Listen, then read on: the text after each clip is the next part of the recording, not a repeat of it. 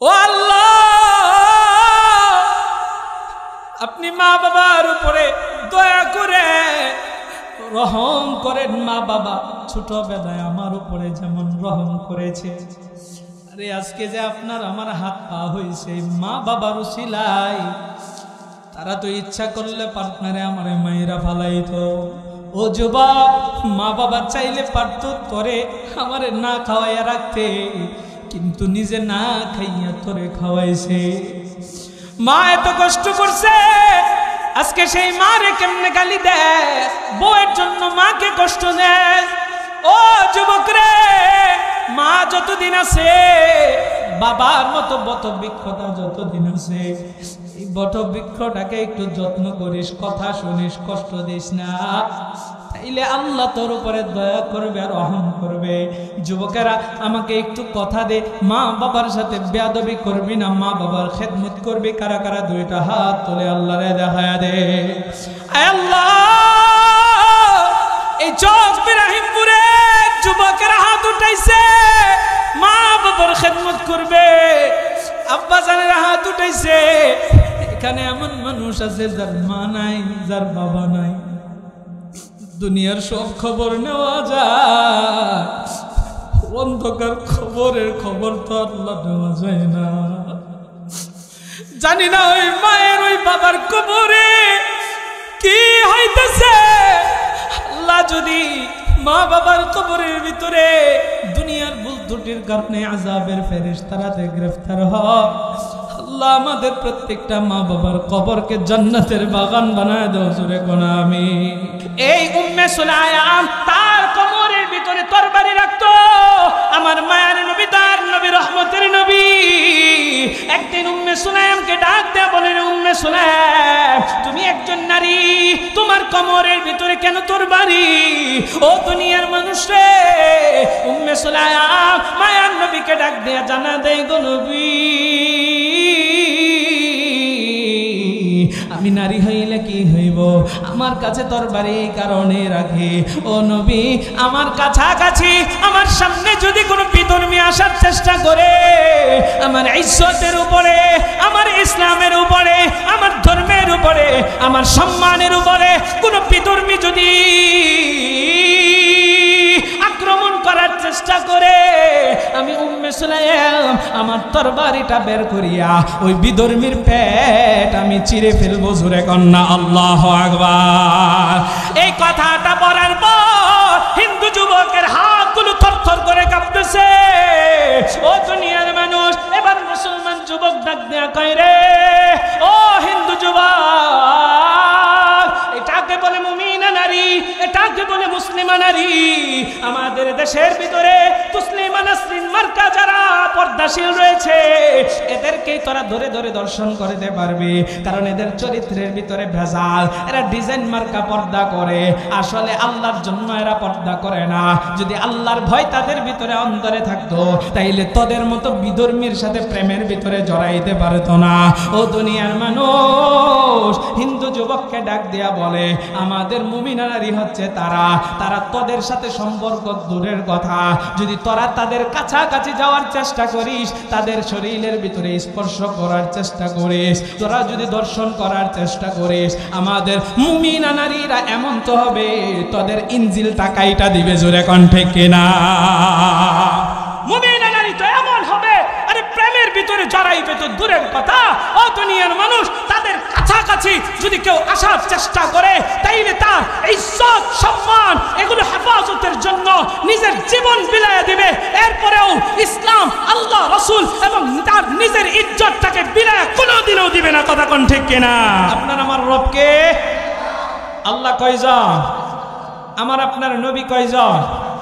আমার আপনার কোরআন কয়টা? তাইলে আমাদের মুসলমানেরও দল হবে কয়টা? আরো জোরে কান। মুসলমান বিভিন্ন দলে বিভক্ত থাকতে পারে, আমাদের প্রভু এক, নবীর উম্মত, জীবন বিধানে ওই শিবানী কোরআন, কথা কোন ঠিক কিনা। আমাদের প্রভু এক, নবীর উম্মত, জীবন বিধানে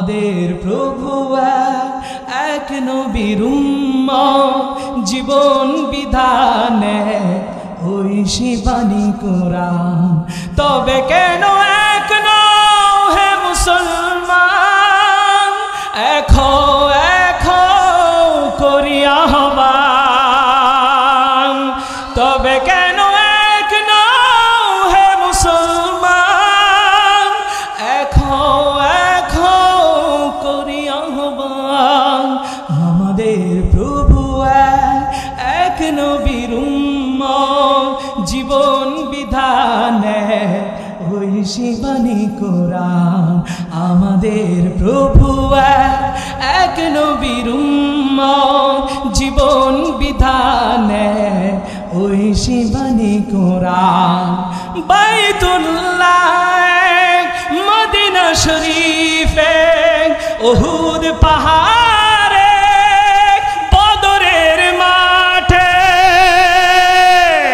বাইতুল্লাহ মদিনা শরীফে উহুদ পাহাড়ে বদরের মাঠে একটাই তো জীবন একটাই মরণ একটাই জীবন একটাই মরণ একই সাথে মিলে মিশে একটাই প্রাণ তবে কেন এক নও হে মুসলমান এখো এখো করিয়া আহ্বান তবে কেন এক নও হে মুসলমান এখো এখো করিয়া আহ্বান আমাদের প্রভু এক নবীর উম্মত জীবন বিধানে ওই শিবানী কোরআন আমাদের প্রভু এক নবীর উম্মত জীবন বিধানে ওই শিবানী কোরআন আমাদের এক হওয়ার দরকার আছে না নাই আমরা দেখতে চাই প্রত্যেকটা দলের কর্মীরা প্রত্যেকটা মানুষেরা যারা ইসলামপন্থী আছে যারা আল্লাহকে ভালোবাসে রসুলকে মহব্বত করে কোরআনকে নিজের আদর্শ বানিয়ে নিয়েছে নিজের জীবন ব্যবস্থা বানিয়ে নিয়েছে তারা সবাই যেন এক হয়ে যায় এটা আমরা চাই কি চাই না আল্লাহ কবুল করুক জোরে কোন আমিন সম্মানিত হাজির যে আয়াত পড়লাম হাদিস পড়লাম এটার ভিতরে আল্লাহ তাআলা কোরআনের এই আয়াতের ভিতরে জানায় দেয় মুমিন পুরুষদেরকে আল্লাহ আদেশ করতেছেন দুই জিনিস হেফাজতের জন্য জোরে কোন কয় জিনিস আল্লাহ দুইটি নির্দেশ দিয়েছেন মুমিন পুরুষদেরকে আবার পরের আয়াতে আল্লাহ তাআলা নারীদের ব্যাপারেও বলেছেন আমি আজকে শুধুমাত্র পুরুষদের জন্য আলোচনা করব না আম্মাজানদের জন্য করব কর্তৃপক্ষ আমাকে অনুরোধ করেছেন এই জন্য আমি আলোচনাটা যে আলোচনা করার চিন্তা করেছিলাম ওটা বাদ দিয়ে চিন্তা করেছি এখানে আমাকে যা যা বলা হয়েছে যা যা আলোচনা করতে বলা হয়েছে চেষ্টা করব প্রত্যেকটা বিষয় আপনাদেরকে আমলি বিষয় টাচ দেওয়ার জন্য ইনশাআল্লাহ আল্লাহ তাআলা কি বলেছেন একটু মনোযোগ দিবেন গুনাহ থেকে আমরা বাঁচতে পারবো কিভাবে এই বিষয়গুলো আজকে ইনশাআল্লাহ জানাবো এ চক ইব্রাহিমপুরের মুসলমান একটু দিলের কানটা লাগায় শুনবেন আমার আল্লাহ তাআলা এই আয়াত কারীমার ভিতরে জানায় কুল্লিল মুমিনিনা ইয়াগুদ্দু মিন আবসারিহিম আল্লাহ তাআলা নবীকে ডাক দেয়া বলে নবী হে আপনি মুমিন পুরুষদেরকে জানায় দেন তারা যেন তাদের দৃষ্টিকে সংযত রাখে ও দুনিয়ার মানুষ একটা একটা বিষয় নিয়ে আমি সামনের দিকে আগাইব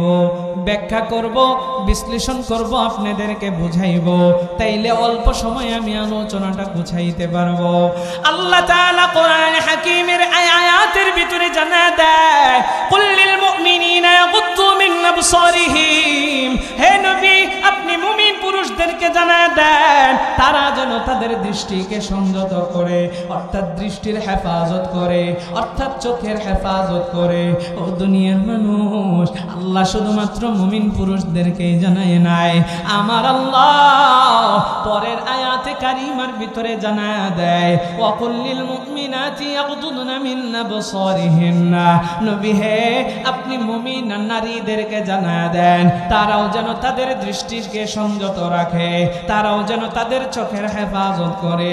একটু জবাব দিয়ে জানায় দিবেন। চোখের হেফাজত নারী পুরুষ উভয়কে করার জন্য নির্দেশ দিয়েছেন কে? ইমানের পাওয়ার দিয়ে বলেন না কে? এ গায়বান্দার মুসলমান, আমার আল্লাহ আমাকে আপনাকে জানায় চোখের হেফাজতের জন্য। ও দুনিয়ার মানুষ রে, আল্লাহ কেন চোখের হেফাজতের জন্য বললেন? কারণ এই চোখের দ্বারা আমার আপনার গুনার সূচনাটা হয়। বলে কেমন কইরা হয়? একটু ব্যাখ্যা বিশ্লেষণ জানায় দেই। ও দুনিয়ার মানুষ, এই চোখ দ্বারা আমি আপনি কিন্তু বেগানা নারী এবং পুরুষকে দেখি। এই চোখের দ্বারা যদি একটা বেগানা নারীর চেহারার দিকে তাকায়, ওই নারীটাকে যদি আমার ভালো লাগা যায়, তাইলে তার কাছে আমি এবার পা দ্বারা চলতে চলতে যাই। এ দুনিয়ার মানুষ রে, একটু দিলের কান লাগায় শুনবেন আর বুঝবেন। চোখ দ্বারা আপনি দেখলেন, এই চোখের জিনাটা কিন্তু আপনার হয়ে গেল। এবার পাও দ্বারা হাইটা হাইটা আপনি তার কাছে গেলেন, আপনার পায়ের জিনাটাও হয়ে গেল। ওই নারীর সাথে কথা বলার চেষ্টা করলেন, আপনার কিন্তু জবানের জিনাটাও হয়ে গেল। ও দুনিয়ার মানুষ রে, ওই নারীর কণ্ঠটা আপনি শুনলেন, তার কথাটা শুনলেন, এবার কিন্তু আপনার কানের জিনাটাও হয়ে গেল। আপনার আর ওই বেগানা নারীর সাথে কথাবার্তার মাধ্যমে একটা প্রেমের আবেদন নিবেদন হয়ে গেল। প্রেমের সম্পর্কের ভিতরে জড়ায় গেলেন। এবার তার হাতটার ভিতরে আপনি হাত দেন, তার শরীরের ভিতরে আপনি হাত দেন। এইভাবে কিন্তু আপনার হাতের জিনাটাও হয়ে গেল। দুনিয়ার মানুষ রে, এবার আপনি এক পর্যায়ে শয়তানের ধোঁকায় পড়িয়া তার সাথে জিনার ভিতরে, পরিপূর্ণ জিনার ভিতরে লিপ্ত হয়ে গেলেন। ও দুনিয়ার মানুষ, এবার একটু জবাব দেয়া জানায় দিবেন, এই যে গুনাহগুলো করলেন, সূচনা শুরু হয়েছে কি থেকে? আরো জোরে কর। এই জন্যই তো মায়ার নবী সরকারে দু আলম নবী জানায়, ইন্নান নাযর সাহমুন মাসমুমুন মিন সিহামি ইবলিস। ইবলিসের যতগুলো ধোঁকা দেওয়ার তীর রয়েছে, যতগুলো ধোঁকা দেওয়ার পদ্ধতি রয়েছে, ইবলিসের যেই তীর সমূহ আছে, তীক্ষ্ণ তীর সমূহ, তার ভিতরে চোখ হচ্ছে ইবলিসের একটা তীর। এই চোখের মাধ্যমে ইবলিস আপনাকে আমাকে গুনার ভিতরে জড়ায়া দেয়। এই জন্যই আল্লাহ বলেন, ও মুমিন, সাবধান সাবধান, চোখের হেফাজত করো। যদি চোখের হেফাজত করতে পারো, তাইলে তুমি অনেক গুনাহ থেকে বাঁচতে পারবা। ও দুনিয়ার মানুষ রে, এবার একটু জবাব দিয়া জানায় দেন, আমার আপনার চোখের হেফাজতের দরকার আছে না নাই? আমি আপনি এই চোখের হেফাজত করতে পারবো বলে কেমনে? আল্লাহর ভয় অন্তরের ভিতরে ঢোকাইতে। আপনি আজকে মোবাইলের ভিতরে বেগানা নারী দেখতেছেন, সিনেমা দেখতেছেন। এই যুব সমাজ, শুধু যুব সমাজ না, আমার বাপেরাও, এখানে যারা বাপসারা আছেন, আব্বাজানেরা আছেন, 50 বছর 60 বছর বুড়া হয়ে গেছেন, আপনারাও কিন্তু এর বাহিরে নন। অসংখ্য বুড়ারা আছে, তাদের মন বুড়া হয় নাই, তারা এখনো নারী দেখলে বড় বড় চোখ কইরা তাকায়া থাকে, তাদের কথা বলতে ইচ্ছা করে। ওই নারীর হাতটাও দেখবেন, অনেক বুড়ারা দেখবেন রাস্তা দিয়ে একটা নারী যাইতেছে, ডাক দে, এই মধুর মা, কিরম আছস, আয় এদিকে আয়। মধুর মা তার সামনে যা, দেখি তোরা হাতটা আগের মতোই আসোস নাকি বাস টাস পইরা গেছে। এরকম বুড়া আমাদের সমাজে আছে না নাই? পর্দা আপনার জন্য ফরজ না?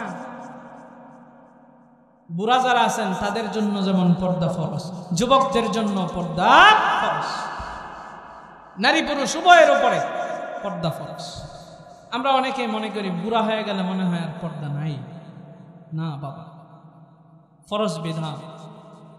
অনেক আম্মাজানরা মনে করেন এই পর্দার ফরজ বিধানটা মনে হয় তাদের উপরে চাপায়া দেওয়া হয়েছে। না, এই পর্দার বিধান দিয়া আল্লাহ তাআলা আপনার সম্মান এবং মর্যাদা আল্লাহ বাড়ায় দিয়েছেন। জোরে কোন সুবহানাল্লাহ।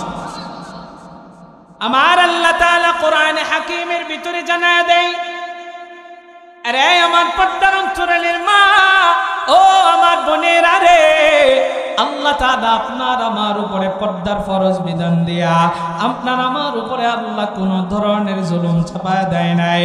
আল্লাহ তাআলা আপনার আমার সম্মানের জন্য, আল্লাহ তাআলা আপনার আমার ভালোর জন্য পর্দার বিধান দিয়েছেন, যাতে গুনাহ থেকে আমি আপনি বাঁচতে পারি। ও দুনিয়ার মানুষ, তাইলে আমি বলছিলাম চোখের হেফাজতের জন্য আল্লাহ তাআলা কোরআনে হাকিমের ভিতরে জানায় দেয়, ওয়া কুল লিল মুমিনাত ইয়াগদুদনা মিন আবসারিহিন্না ওয়া ইয়াহফাযনা ফুরুজাহুন্না ওয়া লা ইউবদিনা যিনাতাহুন্না ইল্লা মা যাহারা মিনহা। আল্লাহ নারীদের সম্পর্কে জানায় দেয়, রে দুনিয়ার মানুষ শুনিয়া লও, নারীরা যদি পর্দার ভিতরে থাকে, নারীরা যদি চোখের হেফাজত করে, তাইলে কি হবে? আল্লাহ তাআলা জানায় দেয় এটা নারীদের জন্য সম্মান সুযোগ হবে। নারীদেরকে চিনা যাবে যারা মুমিনা নারী, মুমিনার নারী ছাড়া অন্য কেউ পর্দা করতে পারে না। যারা মুমিনা, যারা খাঁটি মুসলিমা নারী, তাদেরকে আল্লাহ তাআলা এই বিধান দেওয়ার সাথে সাথে এই বিধানের প্রতি রেসপেক্ট করিয়া, খুশি হইয়া এই বিধানটাকে তারা আগলায় নিয়েছে। পর্দার ভিতরে থাকে তো আমার আল্লাহ তাদের সম্মান বাড়ায়া দিবে। জোরে কোন সুবহানাল্লাহ। আম্মা জান আয়েশা সিদ্দিকা রাদিয়াল্লাহু আনহা জানায় দেয়, আল্লাহ যখন কোরআনের এই আয়াতে কারিমাটা নাযিল করেছেন, মদিনার নারীরা তাদের বিছানার চাদরগুলো কাটা শুরু করে দিয়েছে। এই চাদরগুলো কাইটা কাইটা তাদের গায়ের ভিতরে দেওয়া শুরু করেছে। আম্মা জান আয়েশা বলে, আমি দেখলাম মদিনার নারীরা এমন ভাবে এই বিধানটাকে আঁকড়ায় ধরেছে, আল্লাহর উপরে তারা কোনো দোষ দেয় নাই, আল্লাহর উপরে কোনো নারাজ হয় নাই। ও দুনিয়ার মানুষ, এই জন্যই তো নবী আমার জানায়া দেয়, যারা মুমিনা নারী, যারা আল্লাহওয়ালা নারী, এরা পর্দার ভিতরে থাকবে, আর আমার আল্লাহ এদের পর্দার কারণে আল্লাহ আকাশ চুম্বি ইজ্জত মর্যাদা বাড়ায় দিবে, আল্লাহ সম্মান দিবে। আল্লাহ যদি সম্মান দেয়, দুনিয়ার কোনো মানুষ আপনাকে বেইজ্জতি করতে পারবে? তাইলে তো আপনাদের মনে প্রশ্ন থাকতে পারে, হুজুর তাহলে অনেক নারীরা পর্দা কইরাও ধর্ষণের শিকার হইতেছে। বাংলাদেশে অনেক নারীরা পর্দার ভিতরে থাইকাও ধর্ষণের শিকার হইতেছে, এমন আছে না নাই? আরে কথা কন না কেন, আছে না নেই? এটা একটু বুঝতে হবে আমাদের। আমাদের দেশের ভিতরে পর্দা আছে, বলে কেমন পর্দা? এমন পর্দা, সে বুরকা পইরাও ল্যাংড়া অবস্থায় আছে। বুরকা যেভাবে পর্দা করা দরকার সেইভাবে পরে না, এমন পর্দা করে সে যে তার বুরকার উপর দিয়ে অঙ্গ প্রত্যঙ্গ সব কিছু বোঝা যায়, এমন আছে না নেই? এটা আপনার পর্দা হইল কেন? নারী পর্দা করবে ঢিলা ঢালা। মা বোনেরা একটু মনোযোগ দিয়ে শুনবেন, আপনারাও শুনবেন, কারণ আপনার মেয়ে আছে, আপনার স্ত্রী আছে, আপনার মা আছে, আপনার বোন আছে, তাদেরকে বুঝাইবেন ঢিলা ঢালা বুরকা পড়তে হবে। যে বুরকা পড়লে তার অঙ্গ প্রত্যঙ্গ বোঝা যাবে না, ভিতর থেকে আপনার সম্মান আসবে, মানুষও তাকে সম্মান করবে যে না, এ চিহ্নিত আল্লাহর কোরআনের ভাষায় যে মুমিনা নারী। হাফেজা ডক্টর আফিয়া সিদ্দিকার মতো মুমিনা নারী আছে, আবার আমাদের দেশের ভিতরে তুসলিমা নাসরিন মার্কা পর্দাশীল নারীও আছে। কথা কোন ঠিক কিনা? এক হিন্দু যুবক, মনোযোগ দেন, বর্তমান সময়ে বাংলাদেশের এক উগ্রবাদী সংগঠন ইসকন, আপনারা ইতিপূর্বে শুনেছেন বিভিন্ন উলামায়ে কেরামের জবান থেকে। আমি শুধু একটা উদাহরণ দিয়ে বুঝাইতে চাই।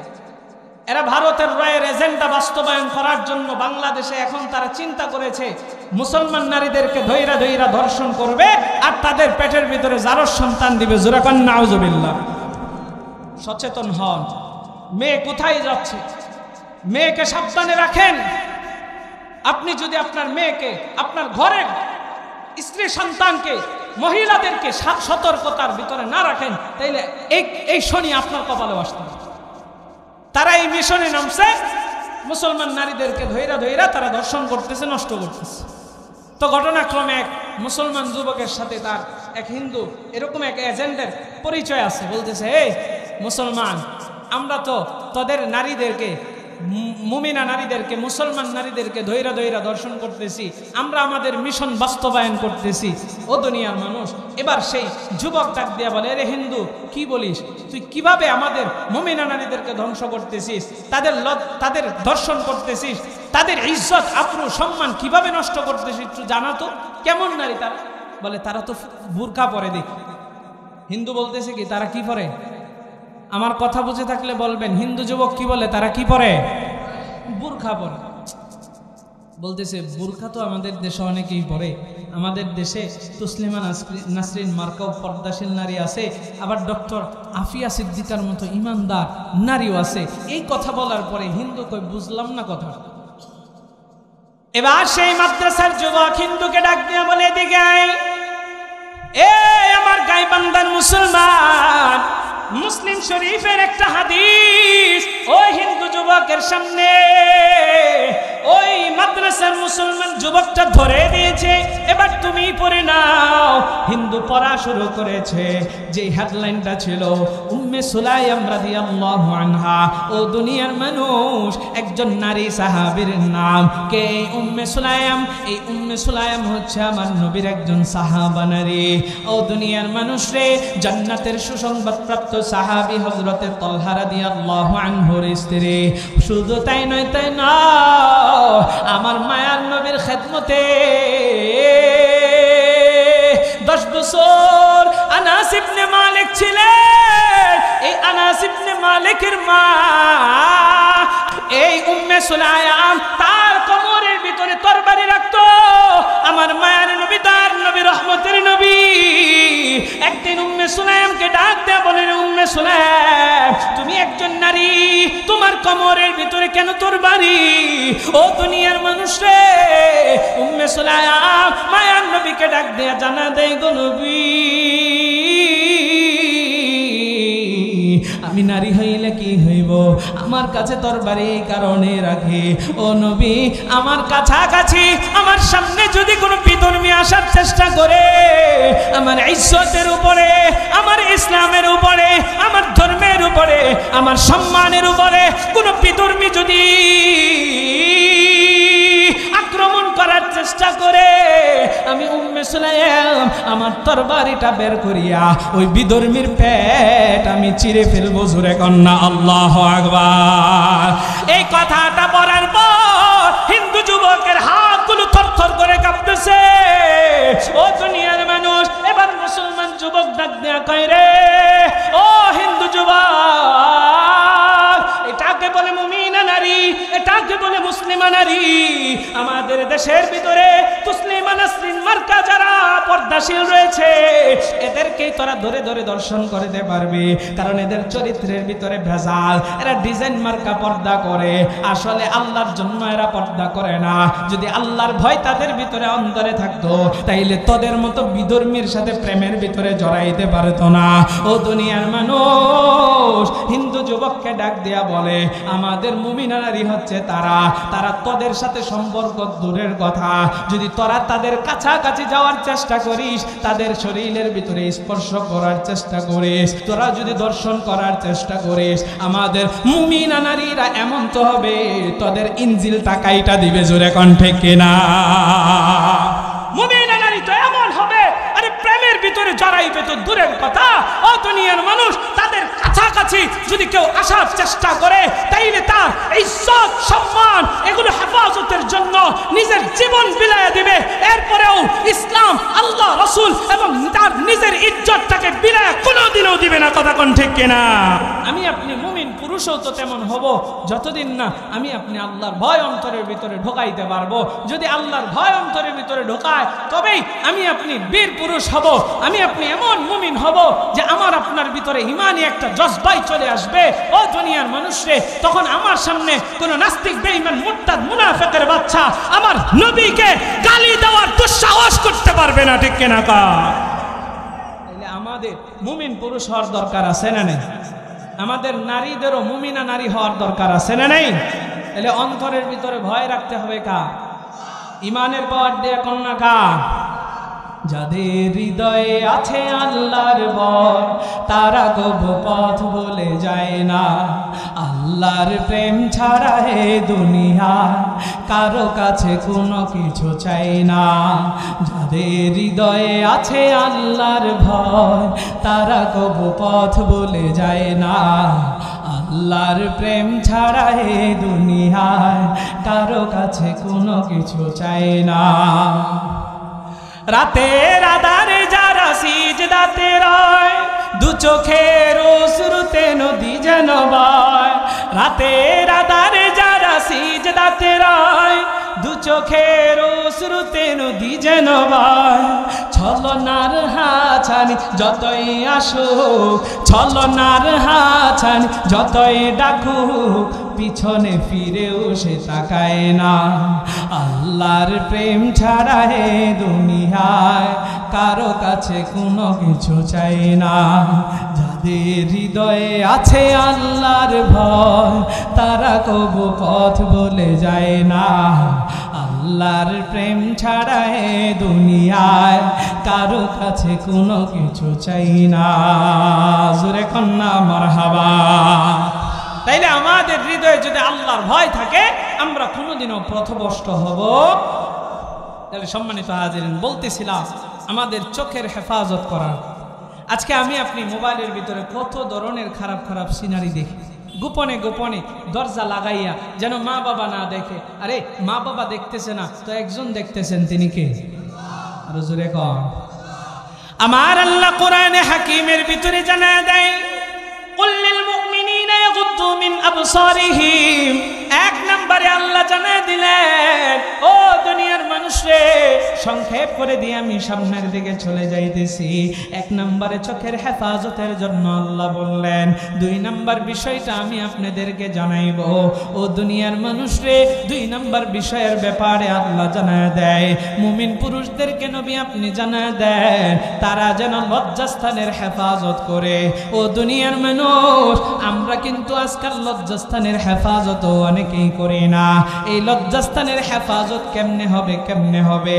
এক কথায় জানায় দেই, আমার আল্লাহ যে জায়গার ভিতরে আপনাকে আমাকে লজ্জাস্থান ইউজ করার জন্য হালাল করেছেন সেই জায়গার ভিতরে ইউজ করব।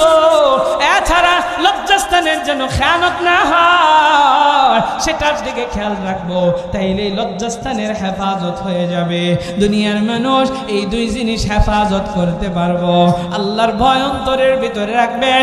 আল্লাহ ফাইনাল জবাব জানায় দেয়, ইন্নাল্লাহা খাবীরুম বিমা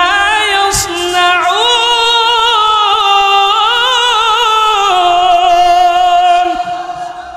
আমার আল্লাহ তাআলা জানায় দেয়, ও দুনিয়ার মানুষরা শুনিয়ে নাও, আপনি আমি যা কিছুই করি না কেন, দুনিয়ার কেউ না দেখো, দুনিয়ার কেউ না শোনো, দুনিয়ার কেউ না জানো, একমাত্র চিল্লায় বলবেন সব কিছু জানেন শুনেন দেখেন কে? আর জোরে আওয়াজ দিয়া কর না কে? মুসা কালিমুল্লাহ তোর পাহাড়ের কাছে গেলেন, আল্লাহর পক্ষ থেকে নবুয়তি পেয়ে গেলেন। মুসা নবীর সামনে তিনি দেখতে পায় একটা বিশাল পাথর। মুসা নবী এবার সেই পাথরের সামনে দাঁড়াইলেন। আল্লাহ আদেশ করলেন, রে মুসা, তোমার হাতের ভিতরে যেই লাঠিটা আছে এই লাঠি দিয়া পাথরের উপরে আঘাত করো। মুসা নবী আঘাত করে, সাথে সাথে পাথরটা দ্বিখণ্ডিত হয়ে যায়, ভিতর থেকে আরেকটা জীবিত পাথর বেরিয়ে আসে। মুসা নবীকে আল্লাহ এবার আবারও আদেশ করলেন, ও মুসা, এই পাথরের উপরে আবারও তুমি আঘাত করো। মুসা নবী আবার পাথরের উপরে আঘাত করলেন, এই পাথরটাও সাথে সাথে দ্বিখণ্ডিত হইয়া ভিতর থেকে আরেকটা পাথর বেরিয়ে আসে। জোরে কোন আল্লাহু আকবার। হাই নাই হাই নাই, ইমানের পাওয়ার দিয়া কন্যা আল্লাহু আকবার।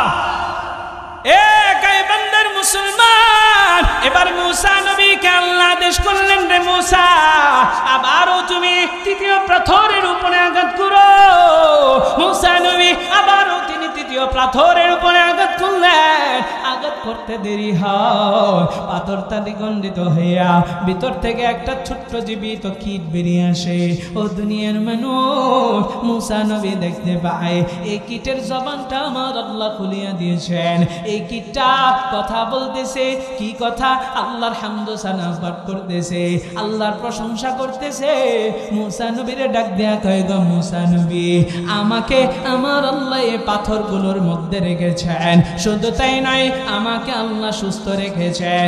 এখানে থাইকা আমি আল্লাহকে কি বলি, আল্লাহ সবকিছু শুনেন। আমি কি করি, আমার আল্লাহ সবকিছু দেখেন। শুধু তাই নয়,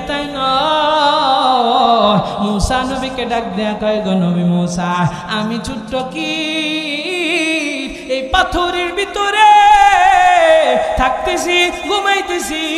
আমার আল্লাহ আমাকে বাঁচানোর জন্য এই পাথরগুলোর মধ্যে রিজিক পর্যন্ত পৌঁছায় দেয়। ইমানের পাওয়ার দিয়া কন্যা সুবহানাল্লাহ। এ গায়বান্দার মুসলমান,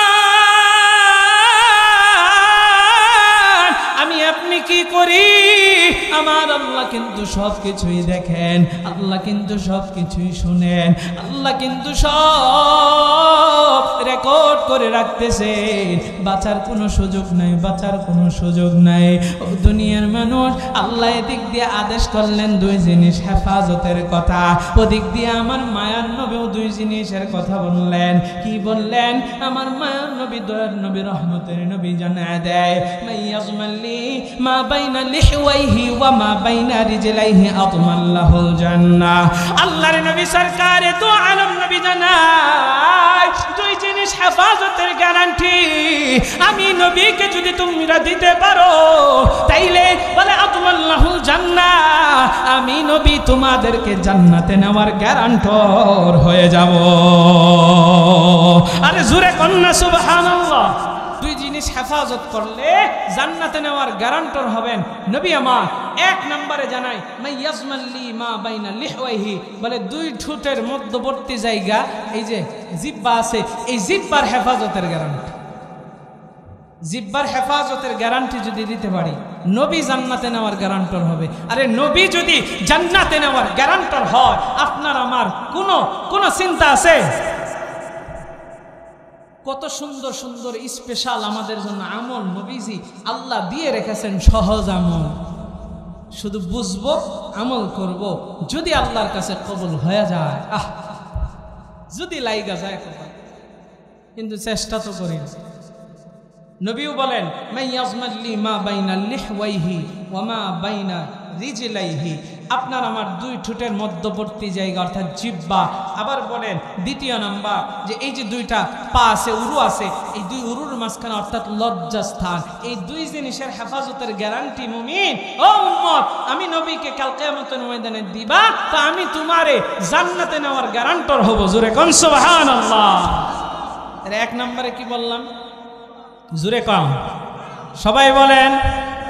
এই মানুষগুলো বলেন কে? জিহ্বা। জিহ্বার হেফাজত এটা কেমনে হবে? বেশি বেশি মিথ্যা বলতে হবে, কথা কয় না।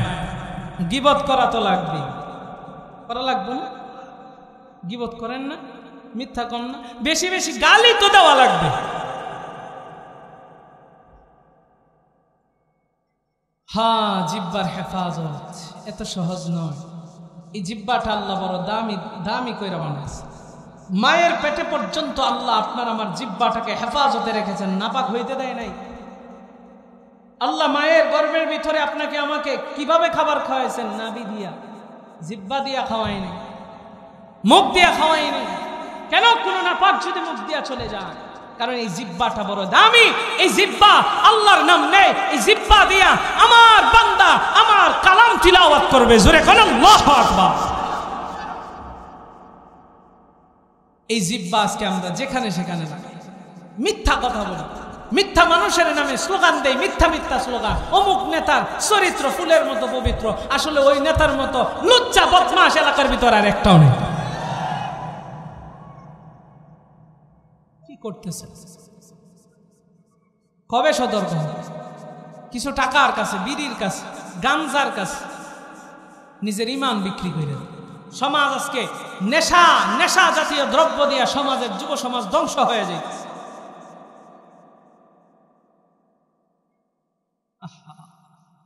এই যে আজকে ধরেন না, আপনাদের প্রোগ্রামে আসলাম, কত আবদার, হুজুর একটু মা বাবার রস কইরেন, হুজুর একটু নামাজের রস কইরেন।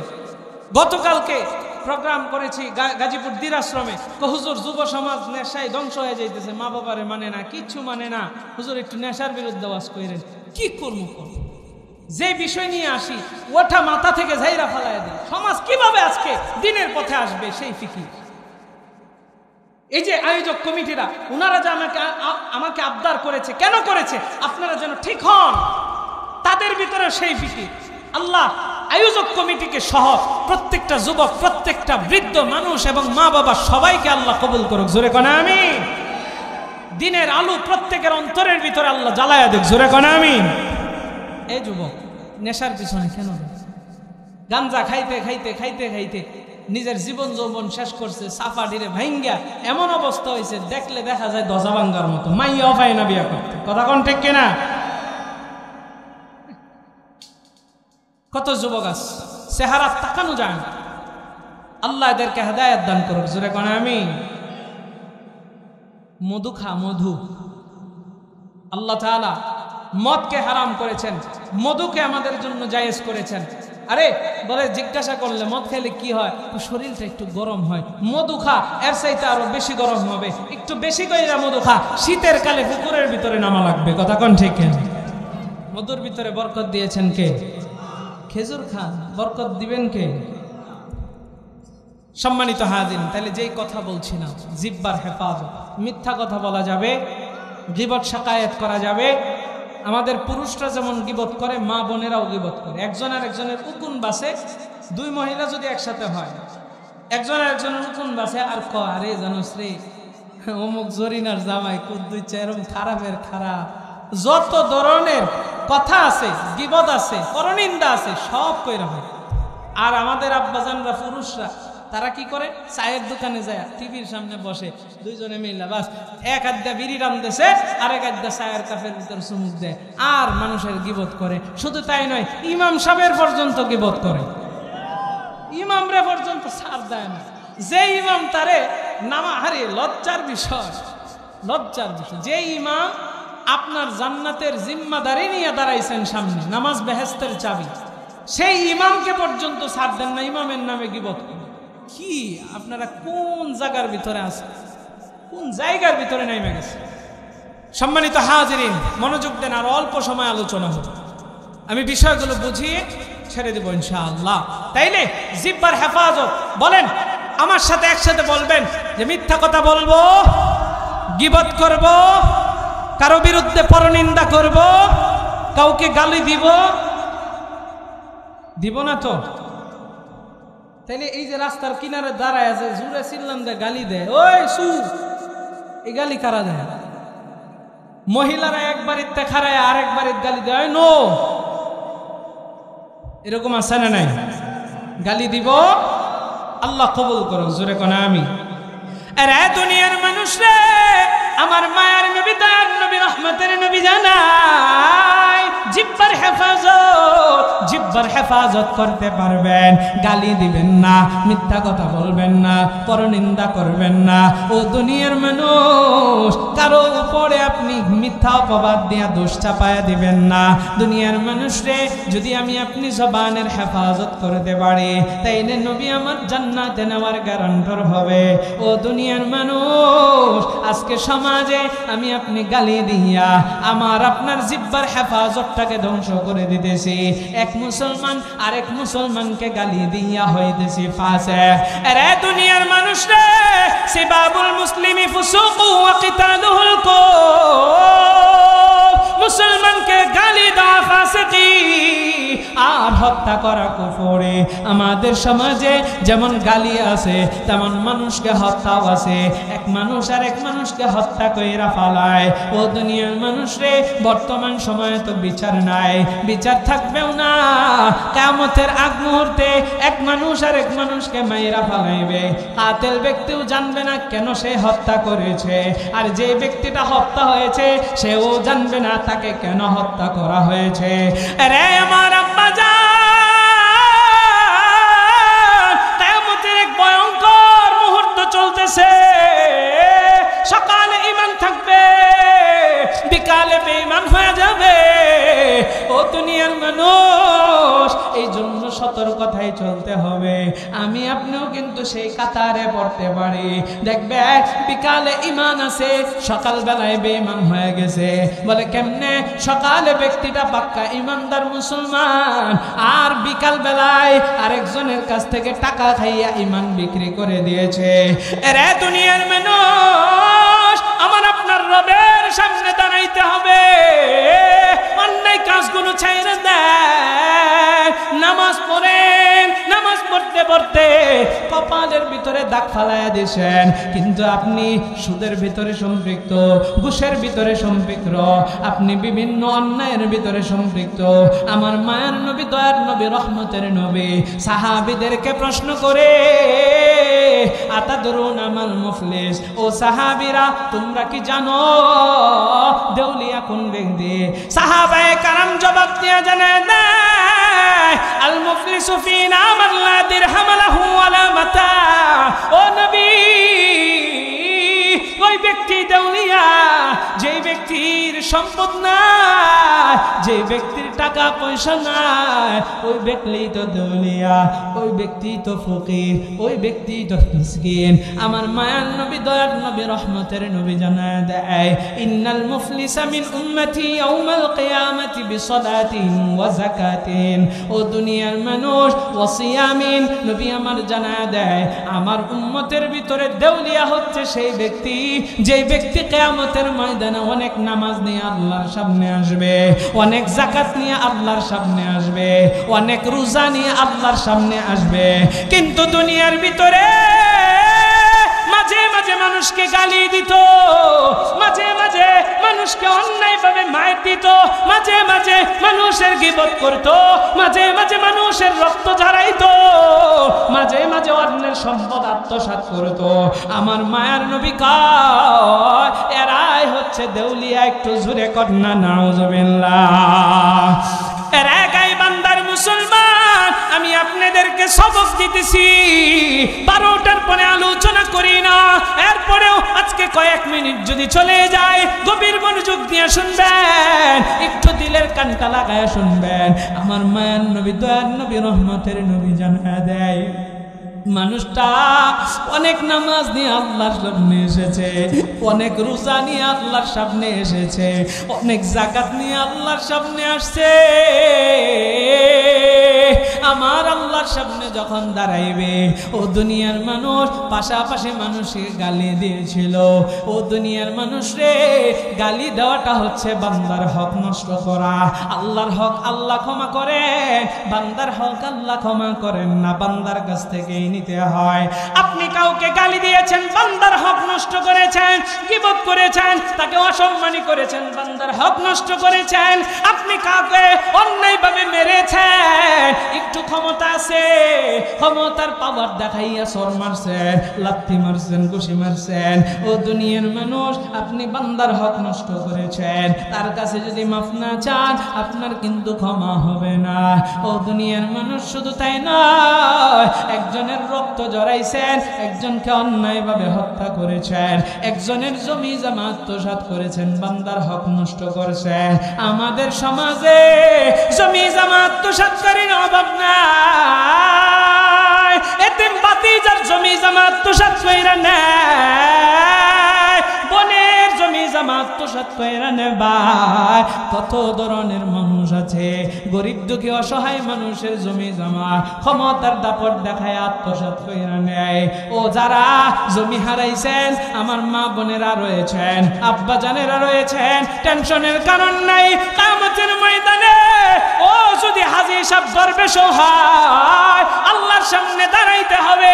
সেই দিন বিচার করবেন আমার আল্লাহ, নেই বিচার করবেন, ইনসাফের বিচার করবেন আমার আল্লাহ। সেই দিন কাউকে ছাড় দিবে না।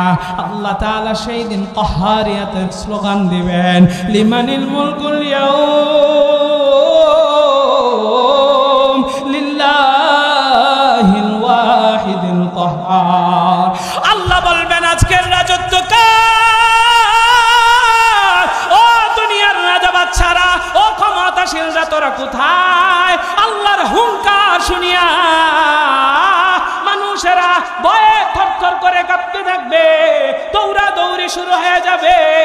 ও দুনিয়ার মানুষেরা ভয়ে তাদের কলিজাগুলো ফেটে যাওয়ার উপক্রম হবে।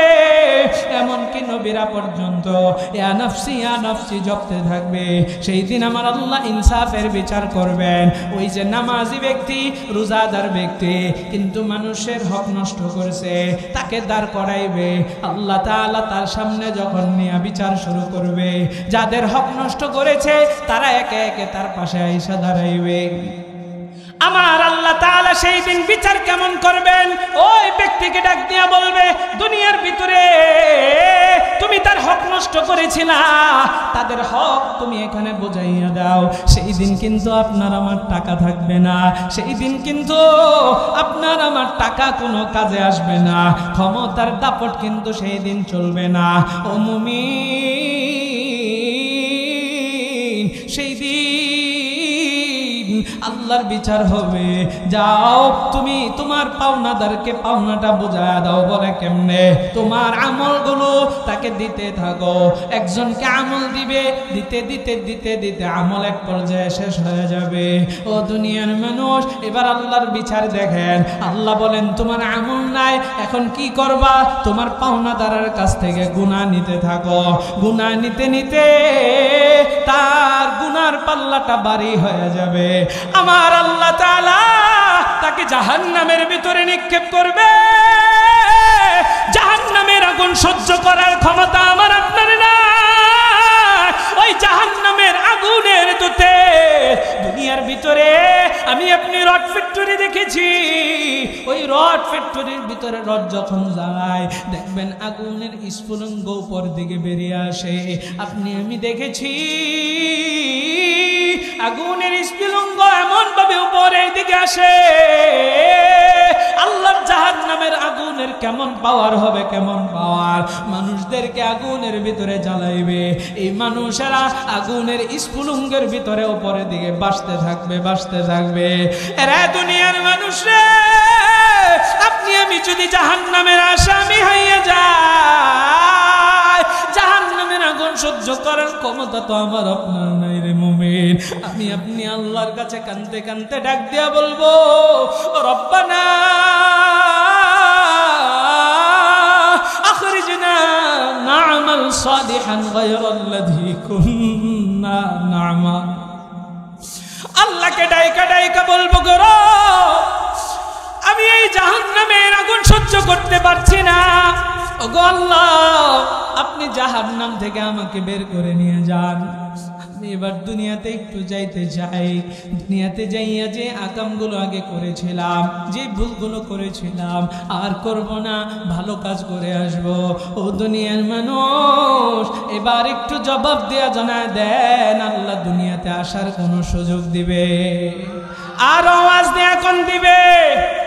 ও দুনিয়ার মানুষ রে, এই যে সময়টা আমরা পার করতেছি, এই সময়টা আমার আপনার মহামূল্যবান সময়। এই সময়টার হেলায় খেলায় কাটায় দেন না। আজকে থেকে তওবা কইরা নেন। আমি আপনাদেরকে এক নম্বরে জানাইলাম, চোখের হেফাজত করব ইনশাআল্লাহ, লজ্জাস্থানের হেফাজত করব, জিহ্বার হেফাজত করব, কাউকে গালি দিব না, গীবত শাকায়াত করব না।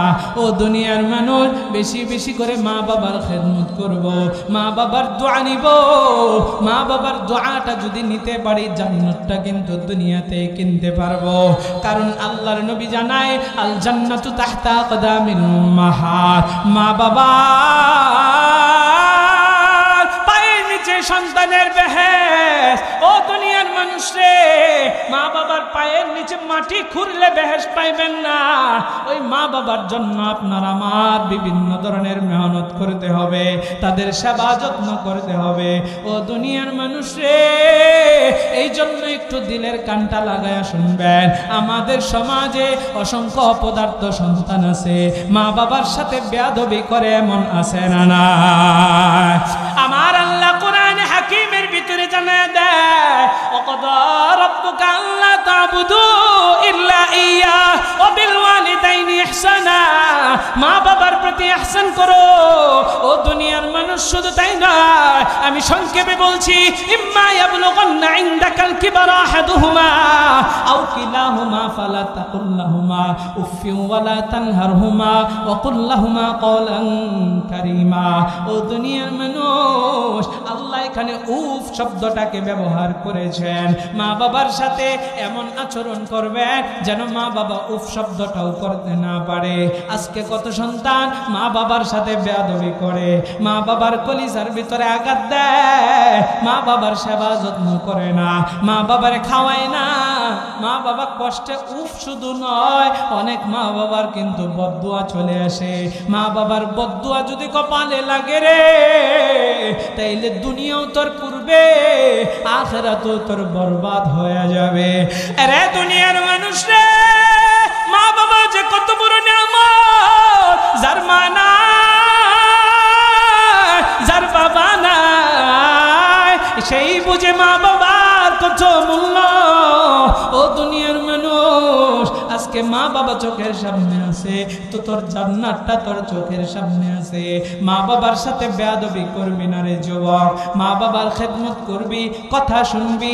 সেই জন্যই তো আল্লাহ কোরআনের দোয়াটাও দিয়ে দিয়েছেন, রব্বির হামহুমা কামা রব্বায়ানি সগীরা। বলো না সবাই, রব্বির হামহুমা কামা রব্বায়ানি সগীরা। এই দুয়ার ভিতরে আল্লাহ জানে দেয়, ও আল্লাহ, আপনি মা বাবার উপরে দয়া করে রহম করেন। মা বাবা ছোটবেলায় আমার উপরে যেমন রহম করেছে, আরে আজকে যে আপনার আমার হাত পা হয়েছে মা বাবার উসিলায়। তারা তো ইচ্ছা করলে পার্টনারে আমারে মাইরা ফালাইতো। ও যুবক, মা বাবা চাইলে পারত তোরে আমারে না খাওয়াইয়া রাখতে, কিন্তু নিজে না খাইয়া তোরে খাওয়াইছে। মা এত কষ্ট করছে, আজকে সেই মারে কেমনে গালি দেয়, বউয়ের জন্য মাকে কষ্ট দেয়। ও যুবক রে, মা যতদিন আছে, বাবার মতো বট বৃক্ষটা যতদিন আছে, এই বট বৃক্ষটাকে একটু যত্ন করিস, কথা শুনিস, কষ্ট দিস না, তাইলে আল্লাহ তোর উপরে দয়া করবে আর রহম করবে। যুবকেরা আমাকে একটু কথা দে, মা বাবার সাথে বেয়াদবি করবি না, মা বাবার খেদমত করবি। কারা কারা দুইটা হাত তুলে আল্লাহরে দেখায়া দে। আল্লাহ, এই চক ইব্রাহিমপুরে যুবকেরা হাত উঠাইছে, মা বাবার খেদমত করবে, আব্বা জানের হাত উঠাইছে। এখানে এমন মানুষ আছে যার মা নাই, যার বাবা নাই। দুনিয়ার সব খবর নেওয়া যায়, অন্ধকার খবরের খবর তো আল্লাহ নেওয়া যায় না। জানি না ওই মায়ের ওই বাবার কবরে কি হইতেছে। আল্লাহ যদি মা বাবার কবরের ভিতরে দুনিয়ার ভুল ত্রুটির কারণে আযাবের ফেরেশতারাতে গ্রেফতার হয়, আল্লাহ আমাদের প্রত্যেকটা মা বাবার কবরকে জান্নাতের বাগান বানায় দাও। জোরে কোন আমিন। হাত নামান। মা বাবার খেদমত করব, যে সবকগুলো দিলাম, মিথ্যা বলবো না, গীবত করব না, নামাজ পড়ব, আর বেশি বেশি করে আল্লাহর জিকির করব, 6টা তাসবির আমল দেই। চেষ্টা করবেন প্রত্যেক দিন 100 বার ইস্তিগফার পড়ার জন্য। আস্তাগফিরুল্লাহ, আস্তাগফিরুল্লাহ, কমপক্ষে 100 বার। 2 নাম্বার চেষ্টা করবেন প্রত্যেকদিন কমপক্ষে 100 বার দুরূদ শরীফ সাল্লাল্লাহু আলাইহি ওয়াসাল্লাম সাল্লাল্লাহু আলাইহি ওয়াসাল্লাম। 3 নাম্বার প্রত্যেকদিন কমপক্ষে 100 বার লা ইলাহা ইল্লাল্লাহ। 4 নাম্বার কমপক্ষে 100 বার সুবহানাল্লাহ। 5 নাম্বার আলহামদুলিল্লাহ 100 বার। 6 নাম্বার আল্লাহু আকবার 100 বার। এই আমলগুলো করবেন। যতগুলো কথা বললাম কারা কারা চেষ্টা করবেন 2টা হাত তুলে আল্লাহরে দেখায় দেন। আয় আল্লাহ, আপনি আজকের মাহফিলে মানুষের হাত উঠাইয়া আপনার কাছে নিয়ত করতেছে, আয় আল্লাহ যে কথাগুলো বললাম আমল করার চেষ্টা করবে। আল্লাহ গো, আপনি প্রত্যেকটা বান্দারে এবং মা বোনদেরকে কবুল করে নেন, জোরে কোন আমিন। এই মাহফিল কর্তৃপক্ষকে কবুল করে নেন, জোরে কোন আমিন।